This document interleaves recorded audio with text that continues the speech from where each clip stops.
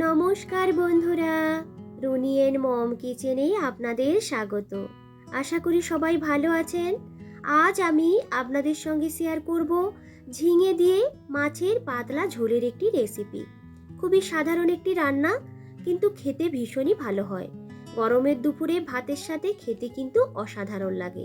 এইভাবে একবার ঝিঙে দিয়ে মাছের ঝোলটা বানিয়ে দেখুন, আশা করছি আপনাদের ভালো লাগবে। ভিডিওটা ভালো লাগলে একটা লাইক দিয়ে সম্পূর্ণটা দেখে নেওয়ার অনুরোধ রইল। তো চলুন শুরু করা যাক। আজকের এই মাছের ঝোলটা বানিয়ে নেওয়ার জন্য আমি নিয়েছি ঝিঙে, আলু আর একটু পেঁপে। আপনারা কিন্তু শুধু আলু ঝিঙে দিয়েও ঝোলটাকে বানিয়ে নিতে পারেন। সমস্ত সবজিগুলোকে এইভাবে লম্বা লম্বা করে কেটে নিয়েছি। আজকে আমি কাতলা মাছ দিয়ে ঝোলটা বানাবো। আপনারা কিন্তু যে কোনো মাছ দিয়ে এই ঝোলটাকে বানিয়ে নিতে পারেন। আগে থেকেই নুন, হলুদ ও তেল দিয়ে মাছগুলোকে ম্যারিনেট করে নিয়েছিলাম। এখানে নিয়েছি একটা ছোট হামানদিস্তা। এর মধ্যে দিয়ে দেব অল্প একটু গোটা ধনে আর দিয়ে দিলাম অল্প একটু মৌরি। এরপরে মৌরি এবং ধনেটাকে একটু ভাঙা ভাঙা করে নেব। তবে খুব বেশি গুঁড়ো করার কিংবা পাউডার করার দরকার নেই, একটু আধ ভাঙা করে নিলেই হবে। দেখুন ঠিক এই রকম। মাছগুলোকে ভেজে নেওয়ার জন্য কড়াইয়ের মধ্যে নিয়ে নিলাম পরিমাণ মতো সর্ষের তেল। প্রথমে আগে তেলটাকে খুব ভালো করে গরম করে নেওয়ার পরে কিন্তু মাছগুলোকে ভেজে নেব। তেলটা যখন গরম হয়ে আসবে দিয়ে দিলাম অল্প একটু নুন। এইভাবে নুন দিয়ে মাছগুলোকে ভাজলে দেখবেন মাছগুলো কিন্তু কড়াইয়ের তলায় একদমই চিটে যাবে না। গ্যাসের ফ্লেমটাকে মিডিয়াম টু হাই রেখে মাছগুলোকে বেশ একটু লালচে করে ভেজে নেব। তো দেখুন মাছের একটা দিক ভাজা হয়ে গেছে, উল্টে দেব আরেকটা দিক ভেজে নেওয়ার জন্য। এইভাবে উল্টে পাল্টে যখন দুটো দিক বেশ সুন্দর একটা লালচে কালার ধরে আসবে তখনই এই মাছগুলোকে তেল থেকে তুলে নেব। কড়াইয়ের মধ্যে যে বাকি তেলটা আছে ওই তেলেই বাদ বাকি রান্নাটা করে নেব। ফোড়নে দিয়ে দিলাম অল্প একটু কালো জিরে, দিয়ে দেব আধ ভাঙা করে রাখা ধনে ও মৌরি। এর সাথে দিয়ে দিলাম তেজপাতা আর একটা কাঁচা লঙ্কা। এইভাবে কাঁচা লঙ্কা ফোড়ন দিয়ে ঝোলটা বানিয়ে খেয়ে দেখুন, খেতে কিন্তু ভীষণই ভালো হবে। যখন ফোড়ন থেকে একটা সুন্দর গন্ধ বের হবে এর মধ্যে দিয়ে দেব লম্বা লম্বা করে কেটে রাখা আলু এবং পেঁপেগুলোকে। বেশ কিছুক্ষণ তেলের মধ্যে আলু এবং পেঁপেগুলোকে কষে নেওয়ার পর কিছুক্ষণের জন্য ঢেকে রেখে দিলাম। এইভাবে ঢাকা দিলে দেখবেন পেঁপে আলুগুলো খুব তাড়াতাড়ি কিন্তু ভাজাও হয়ে যাবে আর একটু সেদ্ধ সেদ্ধ হয়ে আসবে। আবারও ঢাকনাটি খুলে নিয়ে কিছুক্ষণ এইভাবে কষিয়ে নিয়েছি।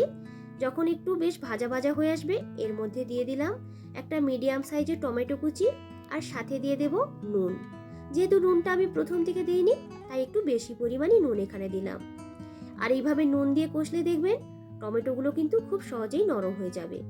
যখন টমেটোটা একটু নরম হয়ে আসবে আর পেঁপে আলুটা একটু ভাজা ভাজা হয়ে আসবে তখন এর মধ্যে দিয়ে দেব লম্বা লম্বা করে কেটে রাখা ঝিঙেগুলোকে। ঝিঙে যেহেতু বেশিক্ষণ ভাজতে সময় লাগবে না তাই ঝিঙেটাকে সবার লাস্টে কিন্তু এখানে দেবেন। এইভাবে একটু কষিয়ে নিয়েছি, এরপর ঢেকে রেখে দিলাম।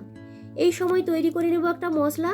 একটা বোলের মধ্যে নিলাম 1 টেবিল চামচ আদা বাটা, অল্প একটু হলুদ গুঁড়ো, ঝালের জন্য নিয়েছি লঙ্কা গুঁড়ো, দিয়ে দিলাম ধনে গুঁড়ো আর দিয়ে দেব জিরে গুঁড়ো। সামান্য একটু জল ওই মশলার মধ্যে দিয়ে ভালো করে মিশিয়ে নেব। এইভাবে আগে থেকে মশলাটিকে ভিজিয়ে নিয়ে রান্না করলে দেখবেন এই ঝোলের মধ্যে বেশ একটা বাটা মশলার স্বাদ কিন্তু পাওয়া যাবে। তো প্রায় 2 থেকে 3 মিনিটের মতো একটু ঢেকে রেখে দিয়েছিলাম। তো দেখুন ঝিঙেগুলো কিন্তু অনেকটাই নরম হয়ে গেছে আর টমেটোটাও কিন্তু অনেকটাই গলে গলে এসেছে। তো দেখুন ঝিঙে থেকে যে জল বের হয়েছে তাতেই কিন্তু সবজিগুলো অনেকটাই সেদ্ধ হয়ে গেছে। এই সময় এর মধ্যে দিয়ে দেব তৈরি করে রাখা মশলাটা আর দিয়ে দেব বাটি ধোয়া কিছুটা জল। যদিও ঝিঙে থেকে জল বেরিয়েছে তবু একটু জল দিলাম যাতে মশলাটা ভালো করে কষিয়ে নেওয়া যায়। তো দেখুন এবারে গ্যাসের ফ্লেমটাকে লো টু মিডিয়ামে রেখে ভালো করে মশলাটিকে কষিয়ে নেব যতক্ষণ না পর্যন্ত মশলার মধ্যে যে কাঁচা গন্ধ আছে সেটা চলে যাচ্ছে। কিছুক্ষণ এইভাবে ঢেকে রেখে দিলাম। এইভাবে ঢাকা দিয়ে রাখলে দেখবেন সবজির মধ্যে মশলার সমস্ত ফ্লেভারগুলো কিন্তু খুব ভালো করে ঢুকে যাবে। আর কিন্তু ঢাকা দেব না। এই যে জলটা বের হয়েছে এই জলটা যতক্ষণ না পর্যন্ত শুকিয়ে যাচ্ছে ততক্ষণ পর্যন্ত খোলা অবস্থাতেই ভালো করে একটু কষিয়ে নেব। তো দেখুন বেশ খানিকটা সময় কষিয়ে নিয়েছি, জলটা প্রায় শুকনো হয়ে এসেছে।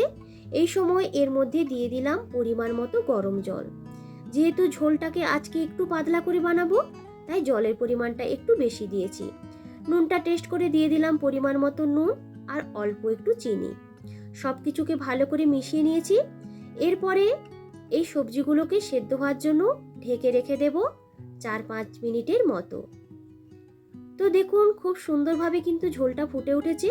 আর সবজিগুলোকে একটু চেক করে নেব। আলুগুলো কিন্তু সেদ্ধ হতে আর একটু বাকি আছে।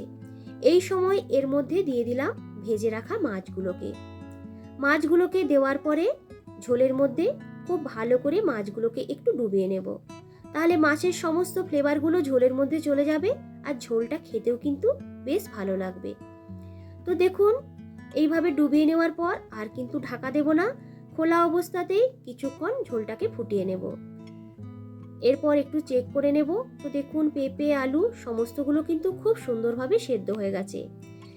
নামানোর আগে ওপর থেকে দিয়ে দিলাম একটা চেরা কাঁচা লঙ্কা। ঝোলটা যেহেতু একটু পাতলা করে রাখবো তাই আর বেশি ফোটাবো না। এরপরে গ্যাসটাকে অফ করে দিয়েছি। ঢেকে স্ট্যান্ডিং টাইমে রেখে দিলাম মিনিট 5 মতো। তো তৈরি হয়ে গেল আলু পেঁপে ও ঝিঙে দিয়ে গরমের উপযুক্ত পাতলা মাছের ঝোলের রেসিপি। গরম ভাতের সঙ্গে যার স্বাদ কিন্তু অতুলনীয়। একবার হলেও এইভাবে আপনারা কিন্তু বানিয়ে দেখবেন। তো বন্ধুরা, আজকের এই ঝিঙে দিয়ে মাছের ঝোলের রেসিপিটা আপনাদের কেমন লাগলো অবশ্যই কিন্তু কমেন্ট করে জানাবেন।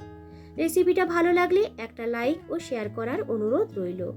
আমার চ্যানেলে নতুন বন্ধু হলে অনুরোধ রইল চ্যানেলটিকে সাবস্ক্রাইব করে সাথে থাকার জন্য। পুরনো বন্ধুদেরকে ধন্যবাদ জানিয়ে আবারও হাজির হব নতুন কোনো দিন নতুন কোনো রেসিপি নিয়ে। আজকের মতো টাটা।